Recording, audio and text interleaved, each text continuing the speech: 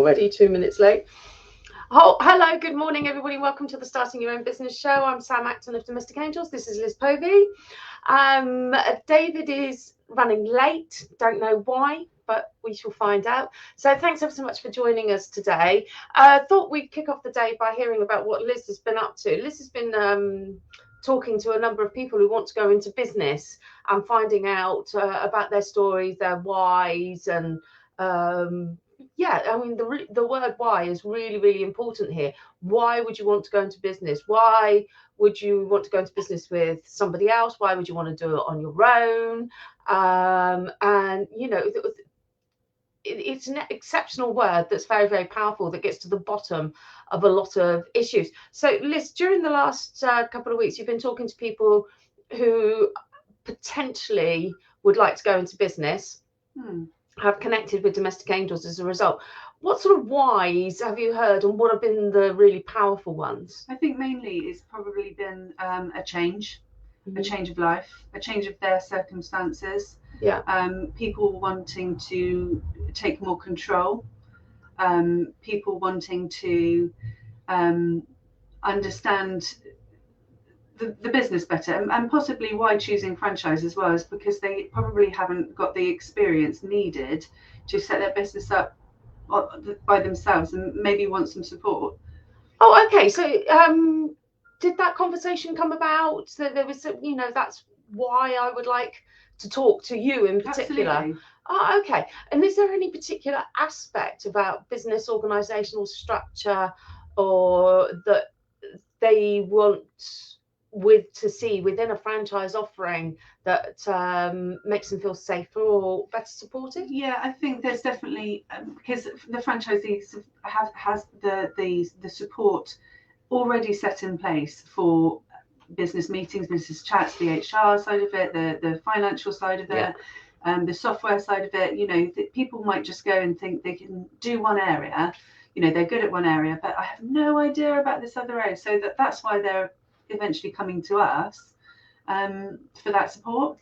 Okay, now I understand this completely, because before we converted Domestic Angels into a franchise, it was run as a single entity. And one of the things we were able to do is be the live client for the MBA cohort at Bournemouth University, who analysed the entire marketplace and the business, Domestic Angels. And one of the red flags they brought up was the money side of things, as in how the money is run between the franchisor and franchisee and the system that's in place. Now, the one that's most commonly known and recognised is one that involves a bit of backwards and forwards. None of these have got names, by the way, these systems. Okay. It is what it is. So the franchisee would do however much business in a month, file a report at the end of the month to the franchisor to say, I've done £100 worth of business, and the franchisor will say, that's wonderful, and here's my invoice for my management fees, because during that time the franchisor provides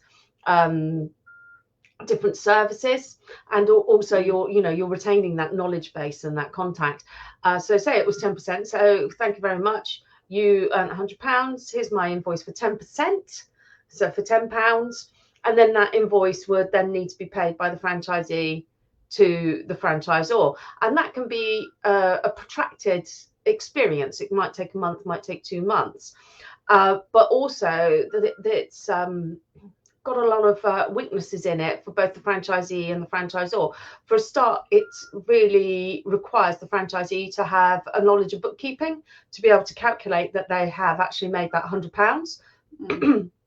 And what they might need to deduct from that. So instantly the franchisee has to be a bookkeeper of a certain level, and in some franchises that's going to be more complicated than others. And for the franchisor, they are having a very deep trust relationship with the franchisee on ensuring that that happens, because if their invoice for £10 isn't paid, then the franchisor's overheads can't be paid.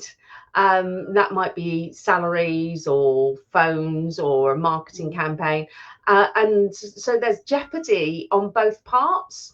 And also, a franchisee might calculate differently to another franchisee, even if they've been told not to. There's no control mechanisms there to make sure it's done correctly. And also a franchisee may be influenced by their accountant on how to do that.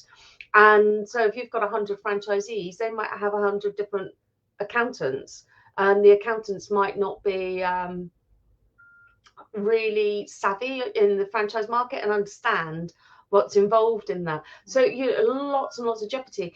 So this was all recognised and highlighted by the MBA cohort, and we took a look at it and found out by working with them that one of the most improved things you can do is centralize the bookkeeping system. So basically, do not ask your franchisees to be hobby-bobby bookkeepers or even to become professional ones. It's not why they've come into business with you. They've come into business with you because they want to be pet sitters, or they want to deliver children's services, or they want to deliver care home services. They don't want to be bookkeepers. So we took that away completely in Domestic Angels and came up with a process which is far more effective and far less jeopardy for all parties involved. So in our system, what happens is the franchisees book their work. So the services that are going to be developed into our in-house software, which is called Halo. It's a smart diary, essentially. Yeah. So you knit the things together. You knit the client and the member of staff together. So it's going to be Mrs. Jones on Monday at 2:00 with Angel Liz. And then that automatically speaks to head office, where we create the invoices and we push the invoices out to the clients on behalf of the franchisees. The clients pay into a centralized money account, which is protected legally. You know, we can't just dip our hands in there. It's protected legally. It's also, lots and lots of advantages to those particular bank accounts. And then at the end of each month, we are able to disperse the profits, less our overheads, directly to the franchisee. So they haven't got to do all that calculating. There's no invoices going backwards and forwards. And what's on top of that, it's really quite clever. With the dispersal goes a set of numbers, which is actually what is required by the franchisee when they're doing their tax return. So we've taken a whole load of the pain away by coming up with that system, which is actually really simplistic. I know it's just taken me 5.5 minutes to explain, but it's really simplistic. It's really slick. It means everybody is in control. Nobody's trying to be an expert in something they don't want to be an expert in. Okay. And you can get on and enjoy doing what you enjoy doing. So we enjoy being franchisors, and the franchisees enjoy delivering great customer service. And I guess there's probably less room for error when you're using a system like that. Completely. And less room for variation. So, you know, when we assess how franchisees are doing, we know exactly how they're doing all of the time, and it's compared on a completely, even level playing field. Yeah. One of the other things that people are quite interested about is having people that have got another franchise, so they can actually talk to these people. Social media, for example, is a massive thing, and some people might not be very good at putting posts on and using things like Mav Social, and using things like Mav Social, and they probably find they're amazing at the job. They're incredible, incredible with their team. They're amazing with their clients, and they can go in and visit if they want to do if they haven't got a supervisor in play, they want to still stay in the field. But then when it comes to social media, I'm not creative. I don't know what to do. But obviously, it is something that has to be done. Yes. That it is today's marketing, and social media, along with your website, are your shop windows. And so whether you're delivering a product or a service, those are your shop windows, and your shop windows and displays need to look good. And yeah, you're absolutely right. Not everybody's creative. You see these fantastic designs and bits and pieces. I certainly can't make them all, but what we do in our franchise is we have a whole suite of them that our franchisees can use. And you know what, some of them are super creative and they do get in there and they make their own and put their own location on and things like that.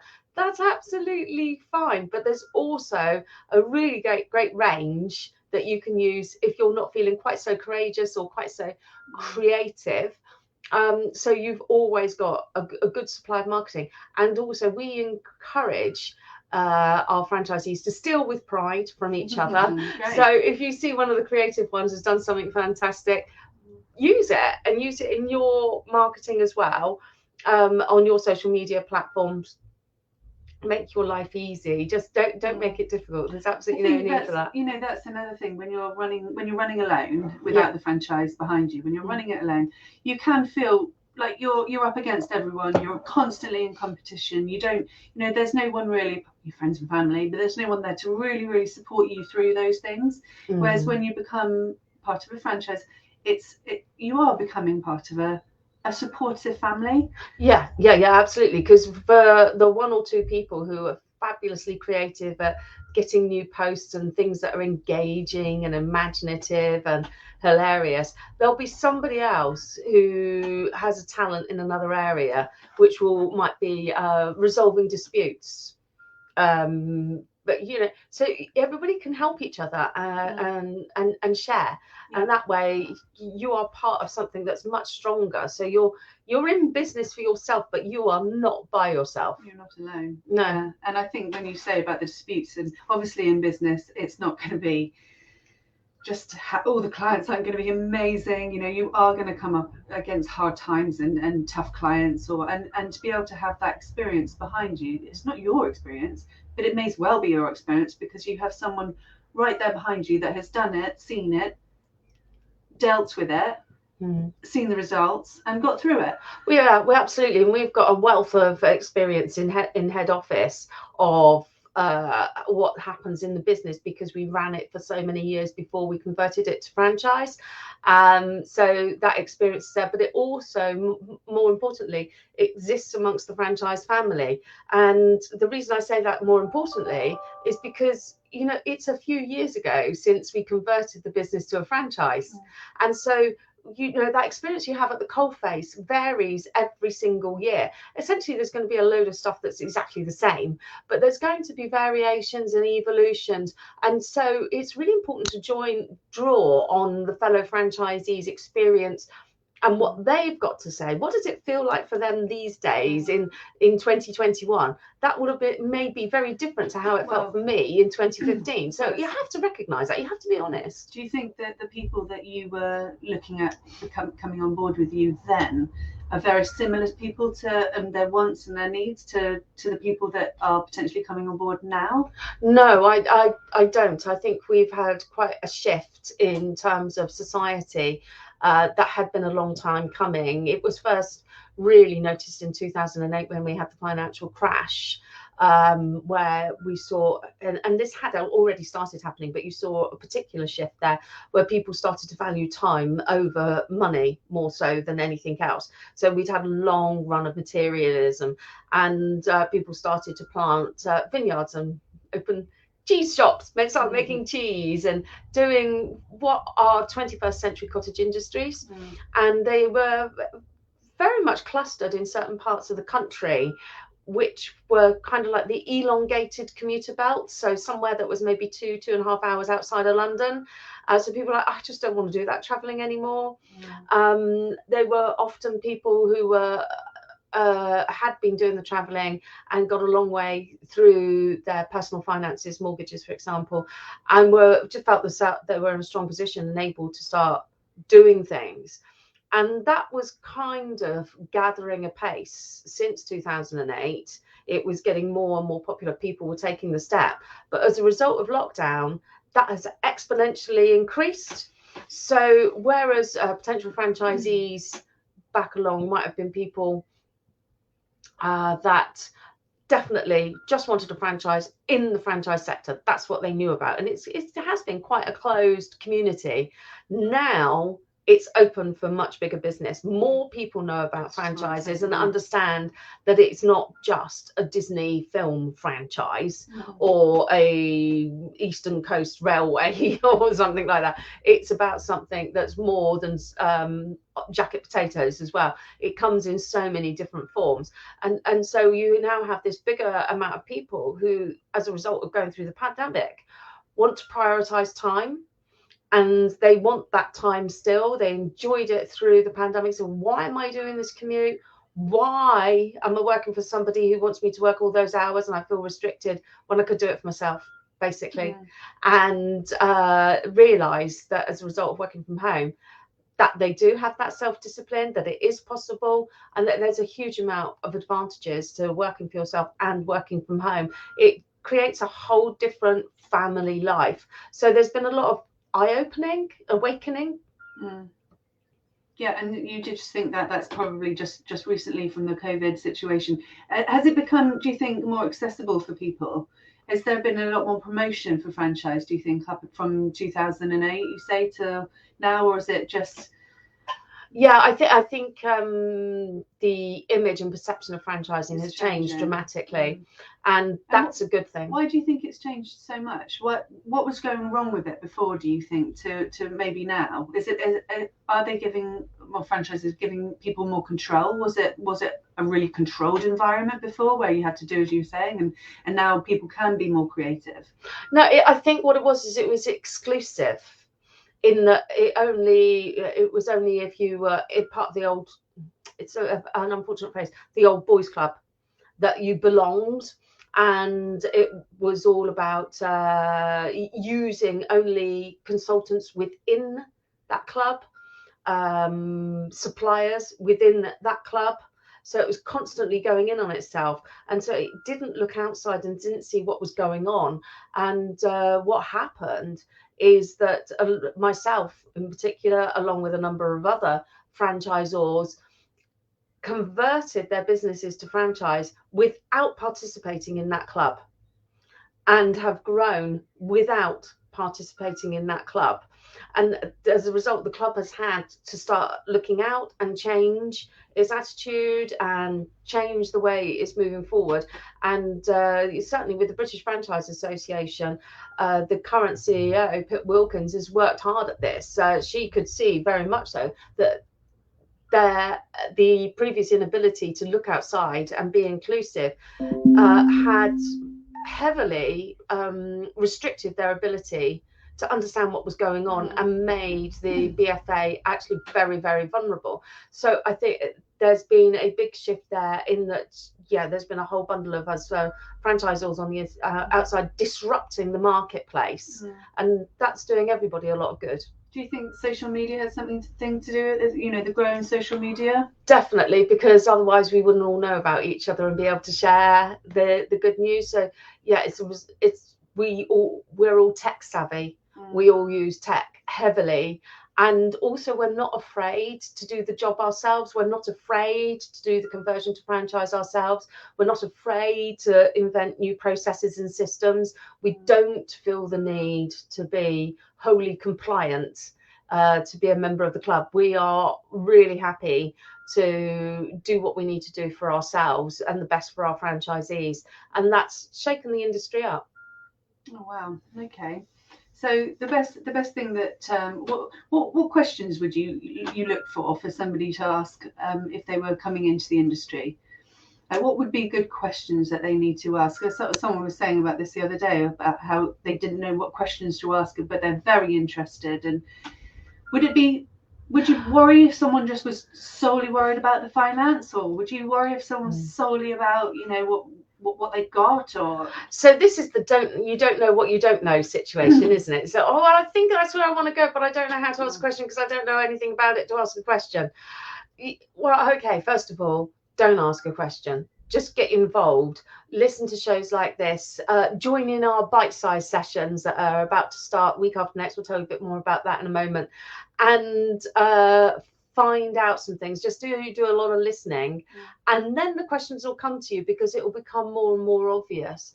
I'm kind of talking about things that you can listen to and watch, because you know, I think we all get a little bit bored of having to read another article, and it's quite nice if you've got a little video playing in the background while you're doing something else. It helps, doesn't it? Yeah, absolutely. So what do you think the best things, if you were thinking about going into franchise? Okay, so you know a bit about it. Yeah.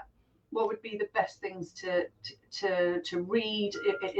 Who do you join? Is there courses you can do, or online chats, or bite-sized videos? What kind of things could you do to say, I think franchising is okay for me? I'm not sure.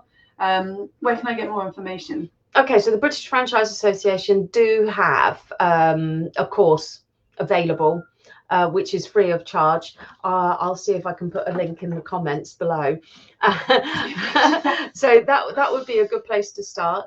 We're running a set of bite-sized sessions soon, which begin Thursday next week, which would be of great use to anybody wanting to get involved. Because what sort of subjects will you be covering? Okay, so we're going to do a brief history of domestic angels.